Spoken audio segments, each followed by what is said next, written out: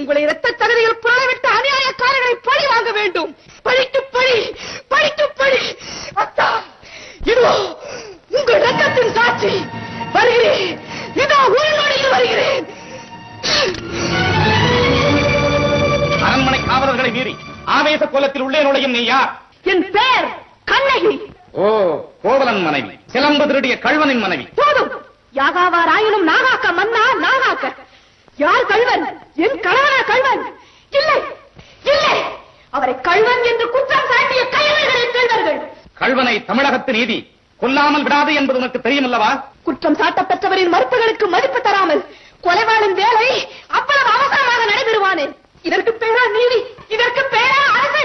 உனக்கு பெயரா அரங்காக்கும் மன்னன்? என்ன கண்ணகி, உன் கணவன் கையில் இருந்தது அரசி கோப்பெருந்தேவியின் சிலம்பு. கோப்பெருந்தேவியின் சிலம்பு இல்லை, கோவலன் தேவியாம் என்னுடைய சிலம்பு. நம்ப முடியாது என்னால். நீயா நம்புவதற்கு? உன்னையா நம்ப சொல்லுகிறார்கள்? உன் மீது வழக்குரைக்க வந்தவள் நான், குற்றவாளி நீ. நான் குற்றவாளி?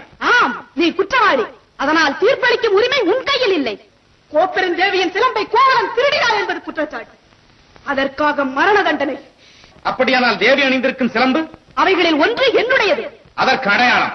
மதுரை பாண்டியா, உனது மனைவியின் பழைய சிலம்பிலே உள்ள பரல்கள் முத்துக்களா மாணிக்கங்களா?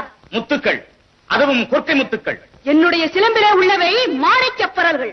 அப்படியா? எங்கே பார்க்கலாம்? தேவி, இப்படி கொடு. இதோ பார். பார்த்தாயா முத்துக்களை? அடுத்த சிலம்பு. மாணிக்கங்கள். பாண்டியா, உனக்கு இன்னும் சந்தேகம் இருந்தால் இதோ என்னுடைய மற்றொரு சிலம்பு. மன்னா, மாசு படரவும் மாநிலம் இகழவும் நீதி வழங்கிய உனக்கு செங்கோல் எதற்காக? மாபாதகம் புரிந்த உனக்கு மணிமுடி எதற்காக?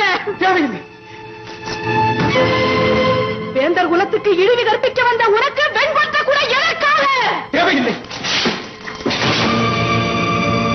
அழு, என்னை காலமெல்லாம் அழ வைத்த காவலனே அழு. என்னை மன்னித்து விடம்மா.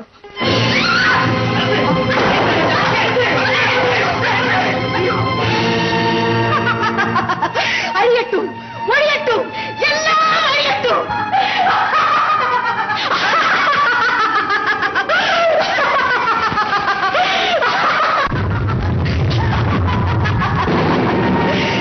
என் நெஞ்சிலே மூண்ட நெருப்பு நீதி தவறிய மதையை அழித்தது.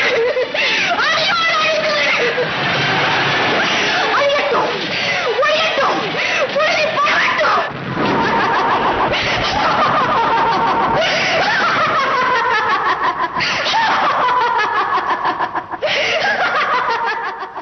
வீரகாவியத்தின் விடிவிளக்கு, வெற்றி தமிழகத்தின் பேசும் பெண் தெய்வம், செந்தமிழ் செல்வி, சிலப்பதிகார தலைவி, கற்புக்கரசி கண்ணகிக்கு சிலை எடுக்க சேரநாட்டு தலைநகராம் வஞ்சிமூதூரில் இலங்கை கயவாகு முதல் எல்லா நாட்டு மன்னரும் புடைசூழ விழா எடுத்து வணங்கினார்கள்.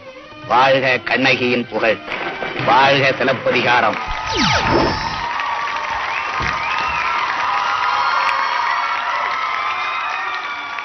Sathya, Monica, Prem and Priya. மறுபடியும் பிரியா, எக்ஸ்ட்ராடினரியான பெர்ஃபார்மன்ஸ் பண்ணிருக்கீங்க. ஒரு பயங்கர கிராண்டான ஒரு ஷோவை பார்த்த மாதிரி இருந்துச்சு. ரொம்ப நல்லா இருந்துச்சு. அண்ட் அவருக்கு பிடிச்ச ஒரு மேட்டரை எடுத்து நீங்க செஞ்சிருக்கீங்க. எப்படி இருந்துச்சு நம்ம ஜட்ஜஸ் சொல்லட்டும், அதான் இன்னும் கரெக்டா இருக்கும். கலா மாஸ்டர். பிரேம், என்ன திடீர்னு இந்த கான்செப்ட் எடுக்கணும்னு தோணுச்சு? கலைஞர் ஐயா கிட்டயே அவங்க சில பேர் கேட்டிருக்காங்க, உங்களுக்கு பல முகங்கள் இருக்கு, உங்களுக்கு எது ரொம்ப பிடிச்ச முகம் அப்படின்னா, நான் ரைட்டரா இருக்கிறது தான் எனக்கு பிடிச்சிருக்குன்னாரு. அதை இந்த நிமிஷம் வரைக்கும் அவர் செஞ்சுட்டு இருக்காரு. முழு நேரம் அரசியல்ல இருந்தாலும் இன்னைக்கும் படத்துக்கு கதை யோசனை எழுதுறாரு. அவர் அவ்வளவு சினிமாவை நேசிக்கிறதுனால நம்ம இங்க இவ்வளவு பேர் நிக்கிறோம், நாங்க எல்லாம் நிக்கிறோம்னா அதுக்கு சினிமா காரணம். அதுக்கு அவர் முதல் விஷயமா இருந்திருக்காருன்றதுக்காக தான் நம்ம சினிமாவை எடுப்போம்னு எடுத்தேன். பர்ஃபார்மன்ஸ்னு பார்த்தா கண்டிப்பா இதுக்கு நின்னுட்டு கை தட்டணும்.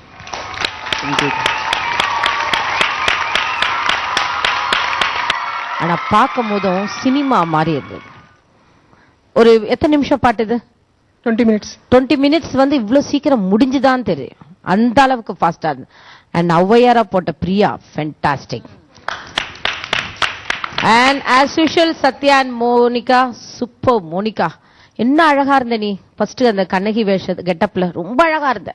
அந்த எக்ஸ்பிரஷன் நல்ல சாங் அண்ட் சத்யா ரொம்ப நீட்டா ஓவர் ஆக்டிங் இல்லாம நீட்டா ரொம்ப அழகா பண்ணியிருந்தீங்க. தேங்க்யூக்கா. அண்ட் பிரியா என்ன கிரேஸ் உடம்புல.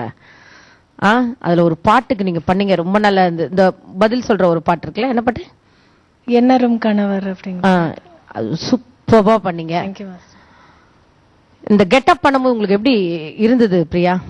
எனக்கு மட்டும் இல்ல மாஸ்டர், இங்க இருக்கிற எல்லாருமே அது வந்து ஒரு பாக்கியமா தான் நினைக்கணும். ஏன்னா கண்ணகி கோவலன் அந்த காப்பியம் எழுதினது இளங்கோவடிகளா இருக்கலாம், ஆனா தமிழ் மக்களுக்கும் சரி உலக மக்களுக்கும் சரி இன்னைக்கு இருக்கிற ஜெனரேஷனுக்கும் இனி வர்ற ஜெனரேஷனுக்கும் கண்ணகியோட கதை சிலப்பதிகாரம்னா அது கலைஞர் ஐயா எழுதின இந்த பூம்புகார் படம், இந்த படம் தான் இருக்க போது, காலத்திலே அது நிலைச்சு நிக்க போகுது. சோ அதுல ஒரு சின்ன ஒரு பாட்டா நாங்க இருக்கிறதுக்கு எங்களுக்கு வாய்ப்பு கிடைச்சது ரொம்ப பாக்கியமா நினைக்கிறோம். மறுபடியும் உங்களுக்கும் பிரேம் சாருக்கும் தேங்க்ஸ் சொல்லு. இல்ல நீங்களும் யாரோ பெர்ஃபார்ம் பண்ணீங்களா அந்த முன்னாடி ஆண்டனி பாட்டுல கூட பர்டிகுலரா சொல்லணும்னு நினைச்சேன். அந்த தண்டவாளம் சொன்ன உடனே ஸ்டாப் பண்ணி எடுத்தீங்கல்ல, அது ஏன் மாஸ்டர் சொன்னாரு? ஏன்னா ஆண்டோ மாஸ்டர் என்ன சொன்னாருன்னா அந்த பாட்டோட லிரிக்ஸ் வந்து கலைஞர் ஐயா அவர்களோட அரசியல் வாழ்க்கை மட்டும் இல்லாம இளமை காலம் முதல்ல எல்லா விஷயங்களையும், அதாவது ஹைலைட்டா இருக்கிற எல்லா விஷயங்களையும் அதுல லிரிக்ஸ்ல எழுதியிருந்தாங்க. அதுல குறிப்பா இந்த தண்டவாளத்துல தலை வச்சு தமிழுக்காக உரிமை போராட்டம் நடத்தின அந்த ஒரு சம்பவம் இன்னைக்கு இருக்கிற ஜெனரேஷனுக்கு தெரிஞ்சிருக்க வாய்ப்பு இல்லை, இல்ல ஓவர் லுக் பண்ணிருப்பாங்க. இன்னைக்கு நடக்கிற விஷயங்கள் தான் அவங்களுக்கு தெரியும்.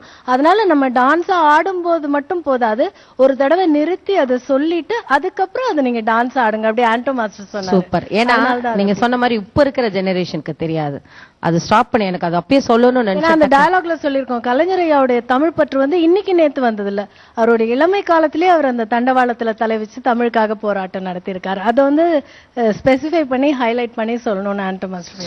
சூப்பர். அண்ட் இந்த ரவுண்ட் வந்து சினிமா அப்படின்னு சொன்னாலே இந்த படத்தை தான் மெயினா எடுப்பாங்க. அது மாதிரி ஒரு ஆர்டிஸ்ட் செக் பண்ணும், ஹீரோயின்ஸ் எல்லாம் பண்ணோம், இந்த டயலாக் கரெக்டா பாடணும், பேசணும், அந்த சிரிக்கணும், அதெல்லாம் ரொம்ப இருக்கும். ரொம்ப கஷ்டமான விஷயம். அந்த விஜயகுமாரி மேடம் வந்து கிழிச்சு எடுத்திருப்பாங்க, என்ன பெர்ஃபார்ம் பண்ணிருப்பாங்க. ஐயோ நம்மளுக்கெல்லாம் அப்படியே உடம்பு சிலுத்திரும். அதுல வசனம் கண்டிப்பா சொல்லணும். கலைஞர் படிச்சது 8ஆம் கிளாஸ் தான் தெரியுமா? உங்களுக்கு எல்லாம் தெரிஞ்சிருக்குமோ தெரியாது. அவளே அப்படியே மூனிகா அவ்வளவுதான் நான். ஆனா அதுல இருக்கிற கவிதை பாத்தீங்களா, சூப்பர். அதெல்லாம் வந்து காட் கிஃப்ட்னு சொல்லுவாங்க. இப்ப நம்மளெல்லாம் பார்த்தோப்பா என்ன அப்படின்னு, நாமெல்லாம் ஒண்ணுமே இல்ல. 60 வருஷமா still he is a super star. Still அவர் இடத்தை யாராலையும் பிடிக்க முடியாம நிக்கிறார் பாத்தீங்களா, அவர்தான் கலைஞர். அவர்கிட்ட கத்துக்க வேண்டியது நிறைய இருக்கும். அவர்கிட்ட இருக்கிற சுறுசுறுப்பு, அவர்கிட்ட இருக்கிற உழைப்பு, அவர்கிட்ட இருக்கிற நல்ல குணங்கள், அவர்கிட்ட இருக்கிற வசனம் சூப்பர். சொல்லுங்க பிரியா. அந்த வசனம் பத்தி சொல்லுவோம். இன்னும் ஒரே ஒரு விஷயம் எனக்கு ஞாபகம் வருது. கலைஞரையோட தமிழ் திரையுலக வசனங்கள் அதை பத்தி சொல்லணும்னா இன்னைக்கும் சரி நாளைக்கும் சரி நேத்தும் சரி தமிழ் சினிமால நல்ல நடிகர்கள் ஆகணும்னு நினைக்கிற நடிகர்கள் பேசி பழகி தேர்றது வந்து கலைஞர் ஐயாவோட வசனம். அது தேர்ச்சி பெற்றாலே டிகிரி வாங்க. கண்டிப்பா அவருடைய எல்லா விஷயத்திலயும் அவருடைய உழைப்பு, சுறுசுறுப்பு, அவருடைய பாசம், பாச தலைவர்னு எதுக்கு சொல்றாத பாசம். Very nice. 3 பேரும் ரொம்ப அழகா பெர்ஃபார்ம் பண்ணீங்க, இன்க்ளூட் பிரியாவும் சூப்பரா பண்ணீங்க. எக்ஸலென்ட். ஆல்ரைட், கலா மாஸ்டர் எல்லா பெர்ஃபார்மன்ஸஸும் பார்த்ததுக்கு அப்புறம் கடைசியா மார்க்ஸ் சொல்றேன்னு சொல்லிருந்தீங்க, இப்ப சொல்லுவீங்களா? சொல்லணுமா? கலைஞருக்கு இவ்வளோ நல்ல மனசுக்கு நான் வந்து மார்க் போட்டா தப்பாயிடாது. அவர் வந்து 5 வருஷத்துல வந்து எக்கச்சக்கமா பண்ணிருக்காங்க. சோ அவரு மாதிரியே எங்க மனசும் கொஞ்சமாவது அவர்கிட்ட இருந்து நாங்க ஒரு 5% மனசு எடுத்துக்கிறோமே. சோ எல்லாருக்குமே 10. தேங்க்யூ. அவர்கிட்ட இருந்து ஏன்னா அது பத்தாது அவர்கிட்ட, ஏன்னா அவ்வளோ பெரிய மனசுல இருந்து நம்ம ஒரு டாட் மனசை தான் நாங்க எடுக்கிறோம். சோ எல்லா பெர்ஃபார்மன்ஸ் இன்னைக்கு பியூட்டிஃபுல்லா. ஏன்னா நான் இந்த ரவுண்டு கொடுத்தது நான் ரொம்ப சந்தோஷப்படுறேன். கண்டிப்பா அவர் எப்பயுமே சக்சஸா இருப்பார், அவர் எப்பயுமே முதல்வராக தான் இருப்பார். லா பிரான்ஸ் விழாவோட ட்வின் ஹவுசஸ் ஜெயிக்கிறதுக்காக நடக்கிற இந்த போராட்டத்துக்கு நடுவுல ஒரு மாபெரும் தலைவனை பத்தின பிரம்மாண்டமான எபிசோட் பார்த்து நீங்க எல்லாருமே கண்டிப்பா என்ஜாய் பண்ணிருப்பீங்க. அடுத்த வாரம் இதோட ஒரு பிரம்மாண்டமான எபிசோட நாங்க உங்களை சந்திக்கிறோம். Until then, stay tuned. Bye bye from Sanjeev Kirti and all of us from Team Maanadu.